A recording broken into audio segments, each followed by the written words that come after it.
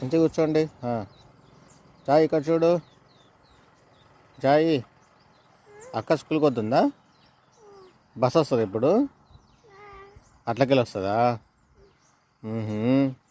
నువ్వు కూడా పోతావు స్కూల్కి మరి? Very good.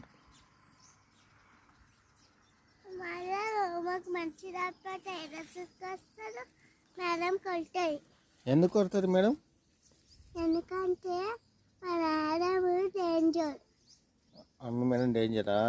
ఏంలే మేడం మంచిది. హోంవర్క్ చెప్పితే ఎవరైనా కొడతారు. ఏదన్నా మంచిది అయిపోతుంది అనుకుంటుంది, వీళ్ళు కొడుతుంది. అవునా?